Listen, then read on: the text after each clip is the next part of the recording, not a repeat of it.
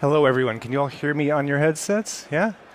Cool. Awesome. Welcome. I'm ABK of Neo4j, and these headsets are amazing. It feels like I'm talking in a huge room, yet it's all super quiet, right? For people without the headsets, it's awesome. Okay, so thank you for coming to this talk today. This is going to be full stack knowledge.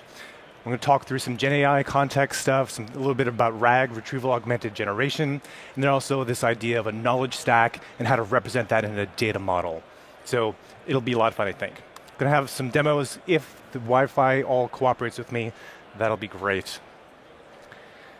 We've all seen these memes about Gen AI, whether Gen AI is a sock puppet, and it's a sock puppet because it reflects the person who's asking questions, right? So like you're actually controlling Gen AI when you're at ChatGPT and you're typing in stuff. The things you talk up to ChatGPT about, it reflects back to you. That's why it seems so friendly. It's actually trying to mimic you in some ways, right? The parrot aspect is also, of course, quite appropriate for Gen AI because we know that it's really just mimicking a body of knowledge that it knows about. It's heard all these phrases and it's just playing them back. It thinks at the right time based on like what you're telling it. There's another metaphor that I really love, another meme that I really love, which is thinking about Gen AI as alien technology. And on the left there, these bullet points are all kind of the observations everybody's made about like the challenges with LLMs and Gen AI. And the alien technology is my favorite analogy because it helps us as developers start to think about, well, cool, this is really neat stuff. Fine, it's a parrot. Fine, it's a sock puppet. But we want to build apps. So how do we think about building apps? And the alien technology meme lets us think about Gen AI and LLMs as this alien technology that has landed on the ground. And we've all seen the sci-fi films where somehow humanity gets into possession of a crashed ship or whatever it might be, and like there's a power source or there's something that somehow we manage to figure out how to tie into, and like we can build stuff with and then take advantage of this alien technology. Think about Gen AI that same way and put it in kind of this box. And like, okay, how do we talk to this box? Now as developers, we're like, okay, let's see what the box does. Let's figure out what we can do with it and then how we can extend it for things we're trying to do. So that's the whole idea here. Within thinking about it as a black box, as this alien technology, it's these last two bullet points that are the most important. It's, okay, great, we know that it's been trained on general knowledge of the internet, but it doesn't know anything about the databases we already have. So how does that work? How do we actually get our data so that the LLM can take advantage of that? And it's got some explainability problems. Like, okay, you might even provide it with some data, but then how does a user who's using your application know the outcomes are actually the right outcomes? How do you know that you're giving your users facts about the information that you have in your database rather than stuff that the LLM has made up? So you want both aspects. You want special knowledge, and you also want to be able to explain answers the LLM is giving based on that knowledge. So that the LLM might still come up with something that's in Shakespearean rhyme, but you want to be able to say, actually, that Shakespearean rhyme comes from this set of data, so that the user knows that it's actual facts. If you are in some kind of business, like let's say, you have business policies on refunds and things, and you've got a customer support bot. You don't want the customer support bot to be making up new policies, right? You want those to be grounded in the actual facts of the business. Okay, so how do we integrate with the alien technology? There's two things I want to talk about in that regard. There's the practical aspect of like how do you actually put stuff together, and then once you start to put stuff together, just like with LLMs themselves, there is a scaling realization that like at a certain level of scale, there is this emergent behavior where you went from complete garbage in the machine learning world to actually useful outputs from generative AI, and that's when all the magic really happened at some level of scale. There's an emerging pattern as well on the data integration side, where we're starting to learn like what data needs to look like to work well with the Gen AI application. So I'm going to touch some based on that a little bit. And then that actually the emergence starts from just the practical developer reality of like just building stuff. So first you just try to get stuff done, then you look at what you've done, try to figure out, okay, what have I done? How can I abstract that, make that reusable? It's the stuff we always apply to any problem that we as developers actually try to tackle. And that is based on this idea of what's called RAG. And a quick show of hands, everyone has heard of RAG? Oh, okay. About maybe half the audience has heard of RAG. So I'll elaborate on that a little bit more. The term RAG you'll hear with Gen AI applications all the time, and it is more formally, it is retrieval augmented generation. So the G is still the LLM part, that is it's going to generate some text or some output based on what you've got, but you're going to augment that generation by first retrieving something from a data source that you trust. So this is how you actually extend it to a database or any other data source you might have, is this sort of design pattern called RAG. This is a normal GenAI application. This is what ChatGPT does out of the box. You've got, somewhere there's a box, I think we actually just saw in the previous talk. You have a chat application, so somewhere a user types something in, hits return, and in a very direct way, you can just take that, hand that to the LLM, more or less. The LLM will look at whatever the user typed in and say, okay, based on that, here's what my response is going to be. And in the kind of meme level of like what is an LLM actually doing there, it is just autocomplete on steroids, right? It's just like, okay, given this text that I've got, here's the most likely text to follow. It might look like it's answering a question, but that's just because you probably asked it something that looked like a question, ended with a question mark, and the natural way to continue that is with an answer. When you hear about prompt engineering, that's the whole idea that you're trying to give enough information in the user typing space. You put a lot of information there, and then hand that to the LLM, helping to try guide it a little bit. So if you ask it a direct question like, okay, what do you know about? The LLM will answer generically, I know about lots of things, right? It's not very specific. So then you try to add more information about what specifically you want it to do, or what information you want to ask about that you want it to retrieve from its body of knowledge. So this is the whole realm of prompt engineering, where all you're doing is really taking that user input and trying to add more and more to that input in the chat area to hand to the LLM to give it enough context so that it gives you a good response, that the autocomplete is the autocomplete you want. So that could even be things like, here's a chunk of code, I'm going to hand you this chunk of code, and then at the end of the chunk of code say, hey, that chunk of code I just gave you, could you explain to me what it does? That's still just prompt engineering. Here's a bunch of text, part of it happens to be code, part of it happens to be natural language, but that is no development is happening so far. We're just taking a bunch of text, handing it to the LLM, and getting a response. So that's the kind of baseline for all GenAI applications. Get some text, add to the text, that's a big context, and then hand that to the LLM to get an answer. To make that into a RAG implementation, you kind of interject.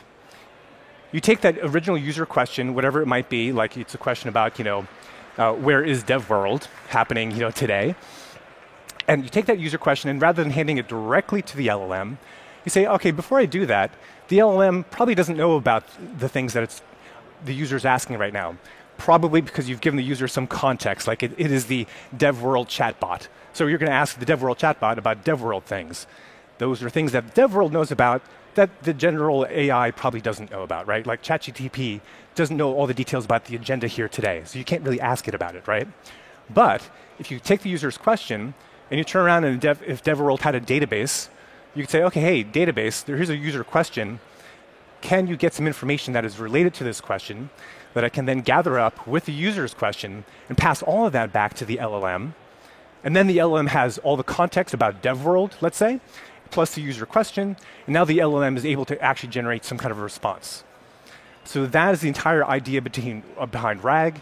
Take the user question, add a bunch of data you know about in text form to that question, pass it to the LLM.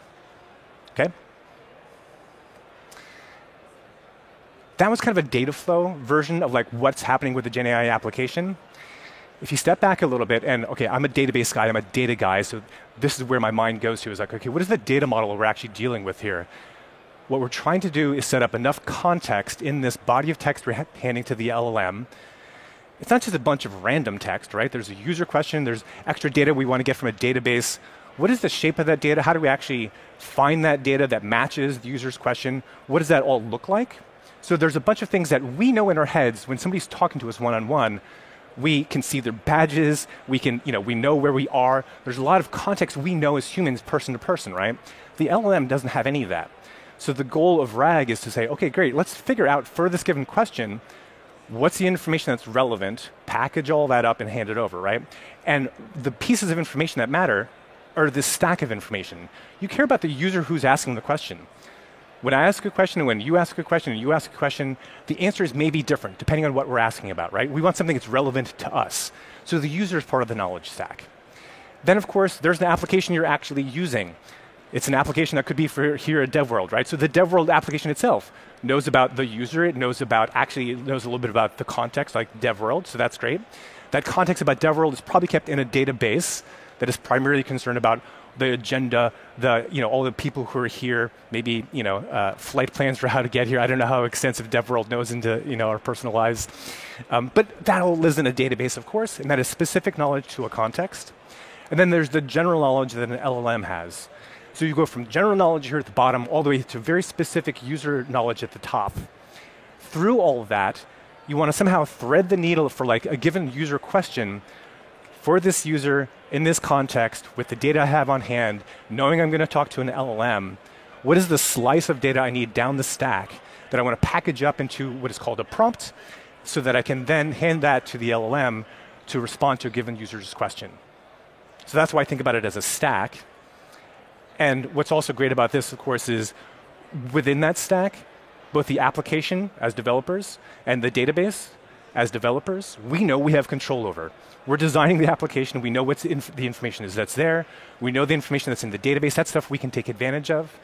On the LLM side, you can do some amount of kind of curation or like fine-tuning of the LLM as well. You can actually try to train it to know a little bit more. That's one technique that people take. So you might actually decide maybe for DevWorld, we want to have a DevWorld LLM that is specifically trained on the agenda. That's hard to do. It's not very reliable to do. And it's actually easier to just say, hey, we know the data set for DevWorld. We know exactly what that is. What we really need to do is just provide that at the right time to the LLM rather than trying to make a custom LLM for DevWorld itself. So we're going to take one dive deeper into just the data aspect of this and what that really looks like. And it turns out that there's like kind of three big buckets that I think about for what the questions are that people ask, what the data source is that might answer those questions, and then what the patterns of access actually look like. This is where most people start. This is where all chat applications start. You basically have pure text. You've got text that's in, let's say, like the descriptions about like all of the sessions that we've got here today, the description about this conference itself. All that is just plain text. You somehow have that. You want to ask a question that you know is the answer is in the text itself. In larger GenAI applications, there are circumstances where people have, I don't know, hundreds of thousands or millions of like PDFs or customer support documents or knowledge-based information or even like wikis of information that the LLM doesn't have knowledge of, right? That is all just pure text. So the first bucket is really take all that pure text, make that available to the LLM in some way, and then use that for answering questions. The kinds of questions that are great for pure text are really information retrieval questions or information search. Like, okay, tell me about the agenda at DevWorld, or tell me about DevWorld. What is DevWorld all about? A summarization of like all of the things you know about DevWorld. That is really text-based. Here's a user question. You're hoping that that question basically maps to some information you've got in the text. You find the most relevant text and you pass that all back. On the other side, kind of the other extreme, like these are almost boundary conditions. There's pure text, and then there's pure data. Pure data is what we as developers normally think about when we've got relational databases, whatever databases you might have on hand, and it's just structured data. So if you listen to data scientists and machine learning, they'll talk about these two things as unstructured data, that's the text, or structured data, that's database stuff, right? So the database stuff is just data that's in a database somewhere. The kinds of questions you would ask, or a user might ask that is appropriate to answer directly from a database are kind of information queries. So it's more like, okay, how many people are here today? Or what's next on the schedule? That is a factual query that you want to actually run that you might be able to do from looking at the text, but you know exactly what that is because you've got it in structured data. So you want to find actually the entry for whatever the time of day it is right now. Let's find that time of day. Let's find out what's happening at that time of day. That's a database query as we all already know it. So the challenge is then, how do we take the user query and figure out, okay, that's the database query we want to run. Let's go ahead and run that, package up those results, and again, pass that as text all the way back to the LLM. So what was my example there about Apple, right? Okay, tell me about Apple's main business, or tell me how many iPhones they ran, or they sold in a quarter. Given those two outer boundaries, there's a large in-between area where it isn't clearly just a database query, or it isn't clearly just let me search for some stuff through text. It's a mix of you've got some text that has information, and you also have some data that actually augments that text.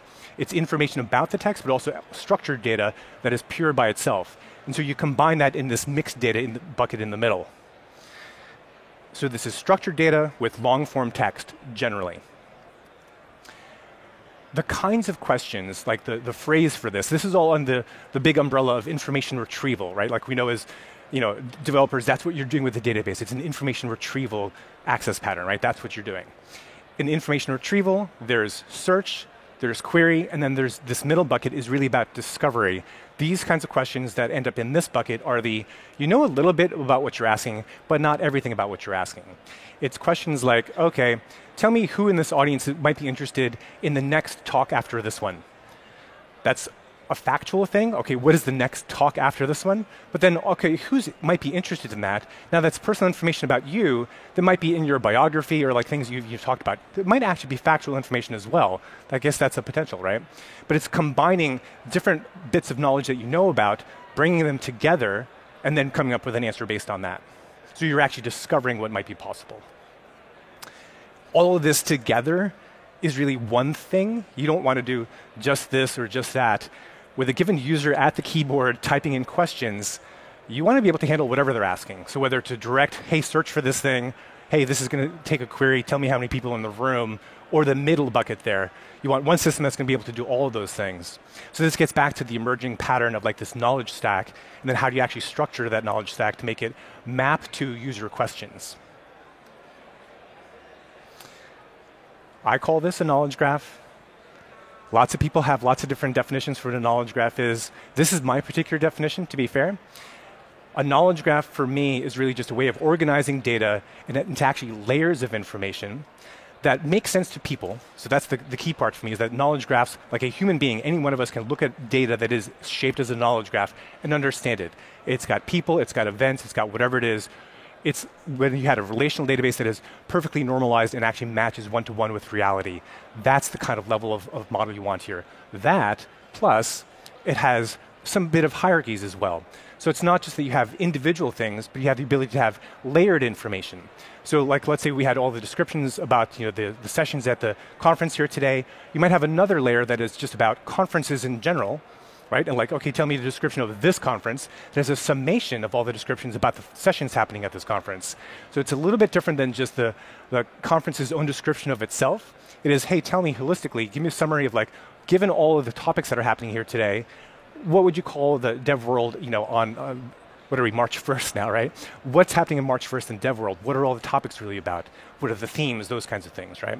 So it's layered information.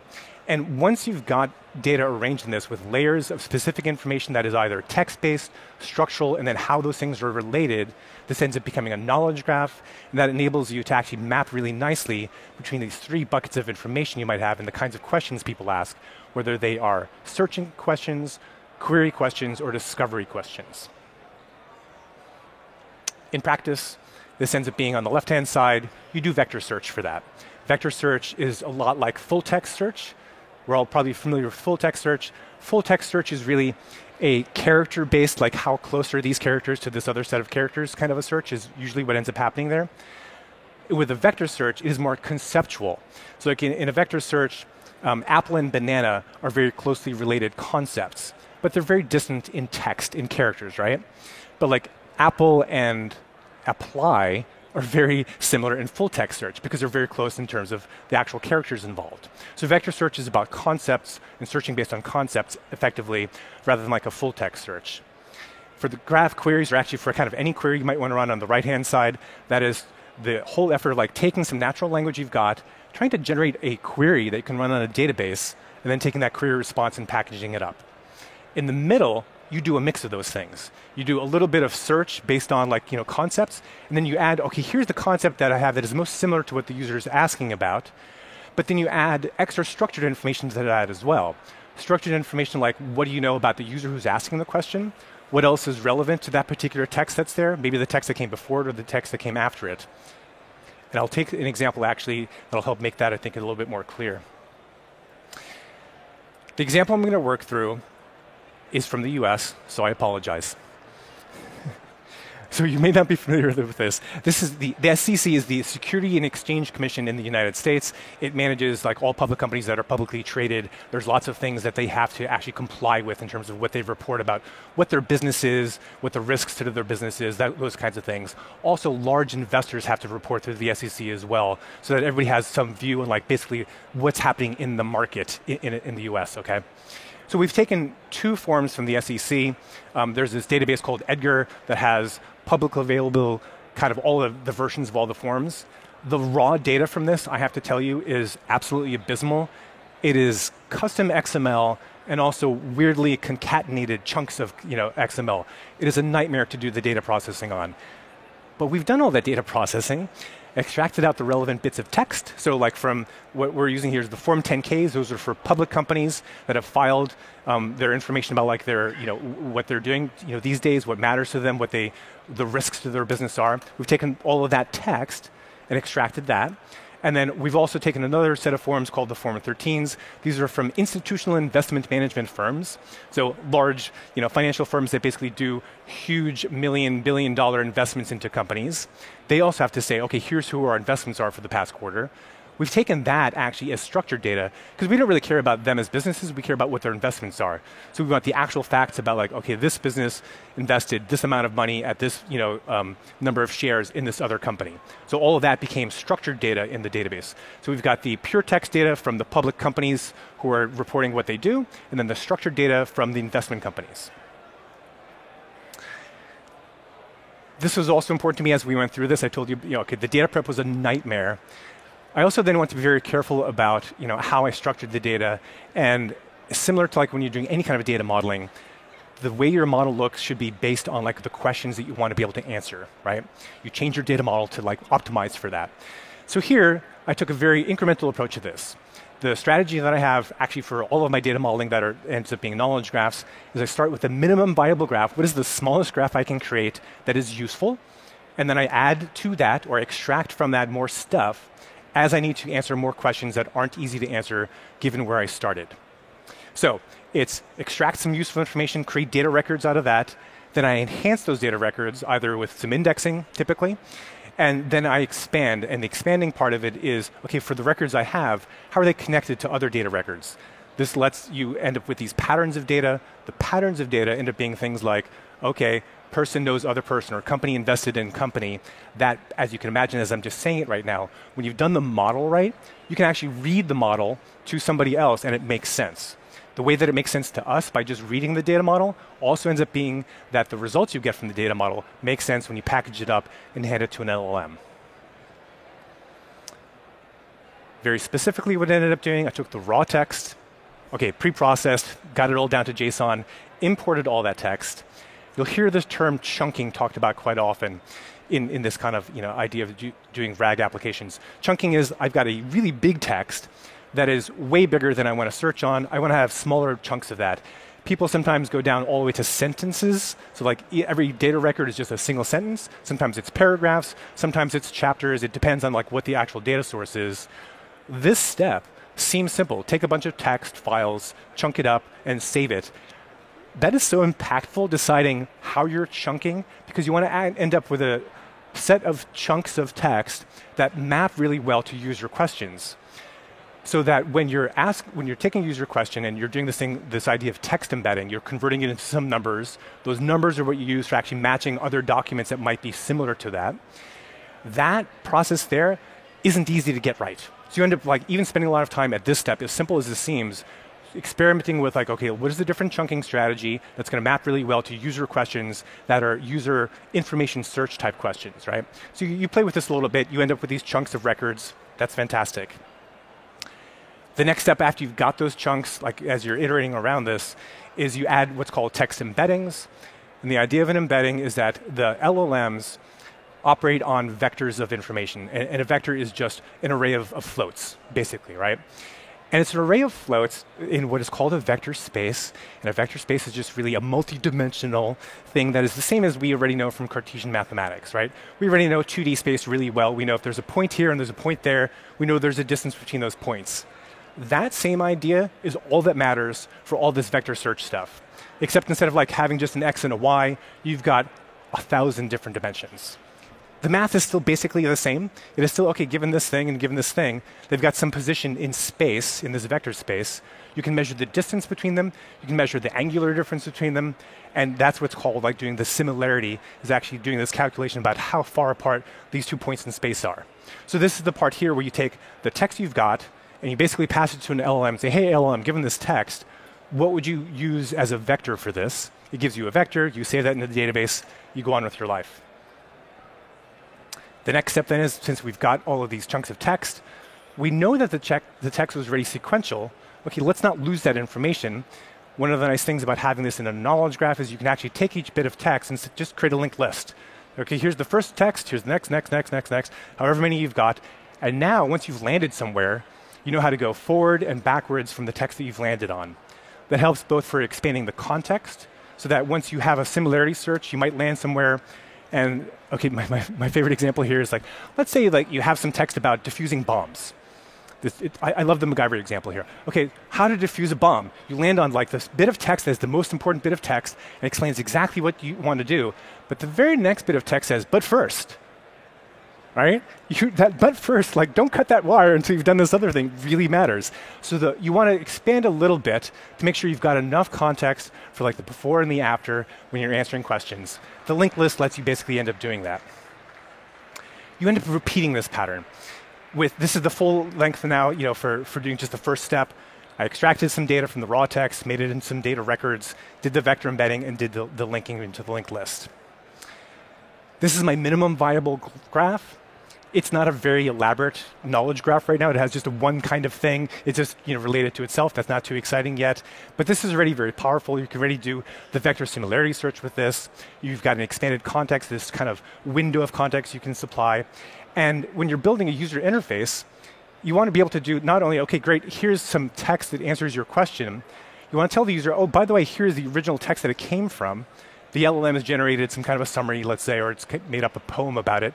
But you can supply the user the original text itself and let the user go to the next page, go to the first page, let them actually have a user experience that is a combination of both chat plus some data navigation that we're already used to doing. We can continue this process, and I'll go on here for a little bit about this. So we've got the original text that was broken up into chunks. We know that they came from one document. We'll just attach that document. We say, okay, all these chunks came from this document. Let's go ahead and create those documents. And from that document, you should be able to navigate to the head of the linked list. This lets you, again, do nice user interface kind of navigation of the data space in addition to actually adding extra context to the data set. Because that form, the document that everything came from, you can now actually have some summary text on that level. Now you've got hierarchies of information, hierarchies of knowledge inside of the representation. Then we take that other set of data that I talked about, the investment companies, and we know that there's management companies, we're calling them, they own stock in these public companies. So let's just go ahead and import that. Those are going to be two sets of records. Those records are related by an own stock in relationship.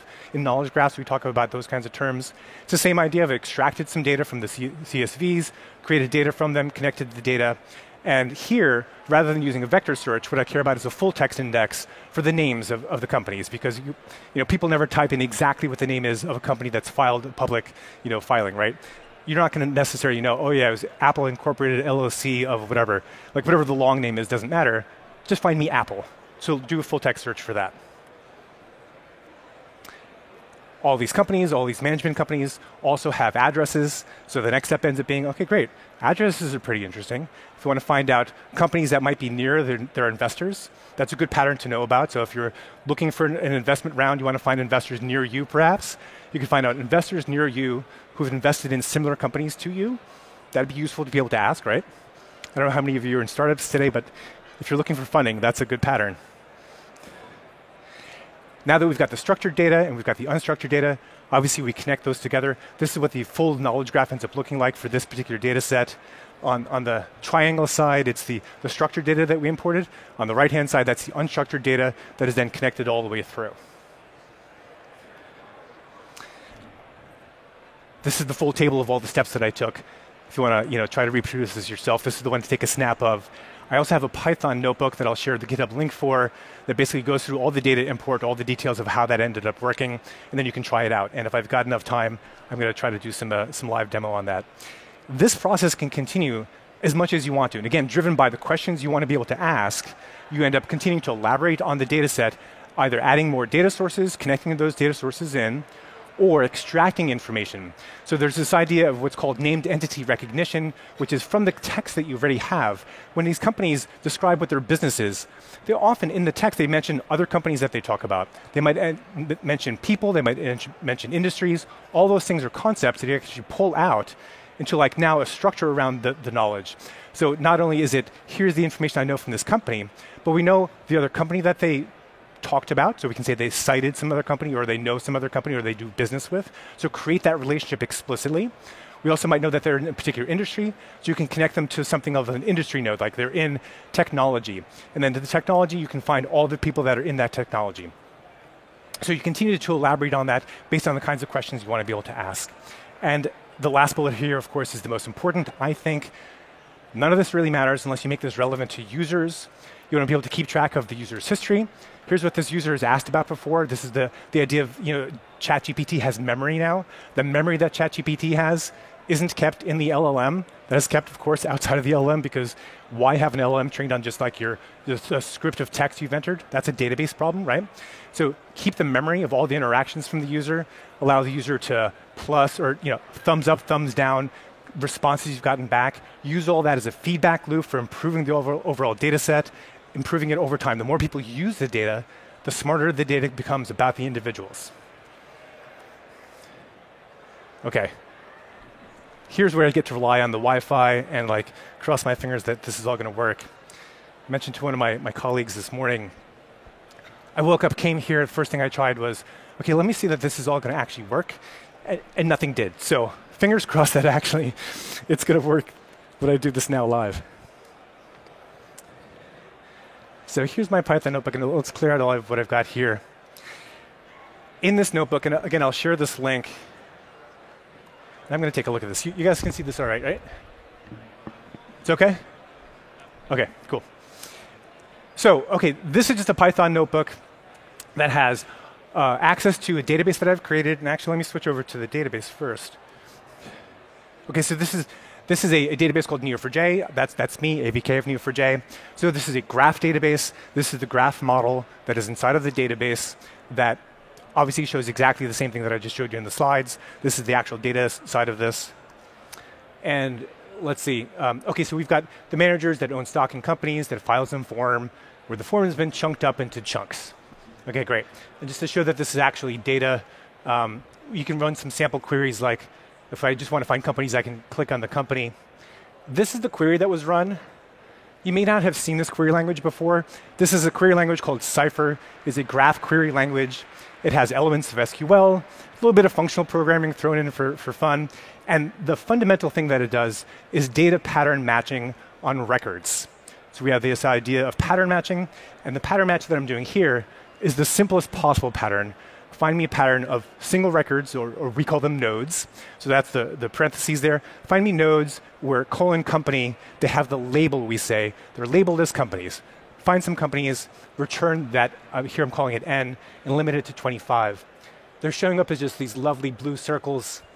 We can change the circles to see that these are actually companies. We've got Atlas, whatever, News Corporation, Nike. And because we know that it's actually data, you can take a look at what the data records look like as well. So you get a little bit of visualization, which is nice, but then it's actually data, so you can do work with it, of course. Okay, so that's the database that we're working with. And I'm going to try to rush through this because I know I'm running low on time. And that's not a good sign. I'm sure the network is going to be awesome. Okay, what could possibly go wrong? Okay, so this Python notebook I have has got access to that database. I'm using a framework called LangChain for actually doing the integration for what's called a question answering session. So I've set up all that in the notebook. And again, you can take a look at this code later. What's going to end up happening when I run this compare all QA function, it's going to take that text, it's going to do an embedding of that text, and then run that against a couple different strategies for how to answer that question. And then show what all the answers might be like. So the strategies are going to be, let's do just the plain, what's called vector search. So do the similarity search with vectors. Let's do the vector search, but then add a result window. So a chunk to the left, a chunk to the right. Let's package all that, see if that changes the response. And then we're going to take the vector search plus a pattern match that goes from the chunk to the form, to the company, to the management company, and see if that helps for questions as well. The final strategy is, for me, still the most mind-blowing, is that, okay, let's just see what happens when we ask the LLM, can you generate a query for this question, and run that query, and see what response we get for there as well. Okay, fingers crossed. It is at least running, it hasn't errored yet. Okay, cool. So the pure vector search thinks it knows about News Corporation, Nike, and Dow Jones. Dow Jones is probably mentioned somewhere, but I know that it's not actually in the data set. And the vector search plus the, what is this one here? With the window, has a bunch of other companies. Okay, those are all great. They're mentioned in the text somewhere, but I know that I don't have them as publicly filing companies, so that's interesting. And then the vector search plus the pattern, this reaches all the way into the investment companies. And you can see, if you know these names like Vanguard Group and BlackRock, okay, now we've gotten some investment companies in addition to the public companies like News Corp and, Foxtel, I suppose, here as well. And then in this last one, it tried to generate some cipher. Remember, it had that match clause I just showed you? So it managed to generate the match clause for companies and return company, com.company name. Okay, that's great. And then it knows specifically, so this is awesome. So the query doesn't always get generated correctly. Not 100%, it's like, it's good, but it's not perfect. This was a well-generated query. It ran the query, and then it found out, and I know that these are in the data set, all those technology companies that are mentioned there, which is awesome. We can then ask questions like, all right, in a single sentence, NetApp is listed there. Tell me about NetApp's business. Okay, the first two are pretty much the same. Cloud-led data-centric software company. Yeah, okay, that's good. Adding the pattern match, which is adding in the investors, doesn't make a difference to the question about NetApp, so that's actually pretty good. Okay, the query generated here is a little weird. We got a query that ended up going from the company to their location, what their address was. That doesn't seem relevant to me, but that's what the LLM decided might be a good query to run. But because it knows about the company, it was at least able to answer a question about the company, so that's not terrible. What if we ask about something a bit more subjective, like what's most important to the company? So this exercise that I'm going through here it's fun for demonstrations. It's also incredibly important when you're developing applications like this. You have to manually go through and look at the results. There's this whole step that you'll hear data science people talk about called eval or evaluation. That's data science speak for running tests. Let's exhaustively test the system. Here's a bunch of questions. Here's the answers we expect. Measure how good the answers are for the questions, right? You have to do that by hand on small batches of things before you extend your data set. So exactly the exercise I'm going through here. This is basically unit testing for an LLM. Okay, so that question got a couple different answers. Okay, the result window thought partnerships were more important than what the business does. The pattern match is kind of the same as the pure vector. And then look at this elaborate query we got for this question about what's most important. Now we got still where the company has an address, but also where the company filed a form, okay, that has some chunks. So now it's like, okay, let me reach out all the way to the chunks, package all that up. And it has a nice one-sentence summary. It's kind of up to you to decide, okay, which of these is the most relevant, right? So this is part of the art. It's not hard and fast, like this is clearly the best. There's some amount of like human intervention required here to decide which direction you want to go, how to route a question. And I'm running low on time here, so I'm going to get to some of the other fun stuff. So exactly as you can imagine. Okay, you can ask, who are the investors? Fine. We're going to expect the query that reaches out to the investors to be better here. Okay, the first two, of course, have no idea about the investors. It's not in the text. We know that's in the structured data. The third one is the one we expected to do really well, and it did. It knows that NetApp has these investors, Vanguard, BlackRock, and PrimeCap. And then the cipher generation. Come on, OpenAI, you can answer it. May get stuck. I might have just broken ChatGPT. So, oh, there it goes. Okay, it took a little while to actually get that. But okay.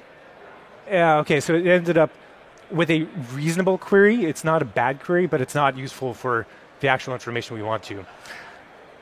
I'm running out of time here, so I'm going to do just one last query, which is, I think, a really interesting. You can look through all these. Again, I'm going to make the GitHub repository available, so you can just play with this yourself. It is a ton of fun once you've got this set up to see what works, what doesn't work. And when you're building a RAG application, the whole challenge is first get it to work at all. And then once you've got it to work, you'll quickly realize that the real challenge is getting it to work well is really hard. The first step is easy. The second step is difficult because you've got to try to figure out for the different strategies you've got, how do you pick the right strategy to match the user's question that gets the right result? And so, all right, I know that I'm out of time, but I'll run, I don't know. Oh, this is the one that I think was fun. Okay, so what companies are at risk from climate change?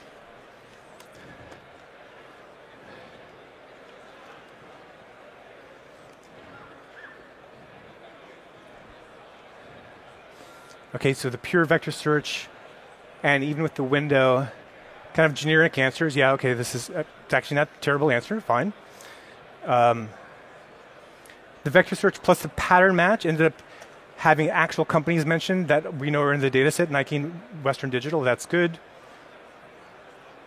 And then the output is truncated. Let's see if we can get to the rest of it. There we go. So again, a nice query was generated. Oh my gosh, no, not a nice query. No, bad LLM. Okay, so this is not, okay. So that last one is a complete failure. So this is why we do the testing. That query there, like if you have this in a production system, you don't trust what you're getting back at any point when you're interacting with the LLM. Here I'd ask the LLM to generate a database query for me. You don't want to just take whatever the hell it produces and run it. You want to make sure it's not going to delete data. You want to put in like access control things, all the usual database stuff we care about. Make sure that you don't get SQL injection via LLM would be a terrible, terrible thing, right? So you avoid that. While on your own laptop, knock yourself out, obviously. Okay, I know I'm over time, so I'll just say, I'll go to this. This GitHub repository is where you can find all this code. It is live updated because I keep working on this stuff. If you want to learn more about Neo4j as a database and how you use it for knowledge graphs, Graph Academy, our online free course for learning about Neo4j, is fantastic. There's a whole ecosystem of stuff around building this with Neo4j. Go check that out. And the last thing I'll say is, of course, thank you.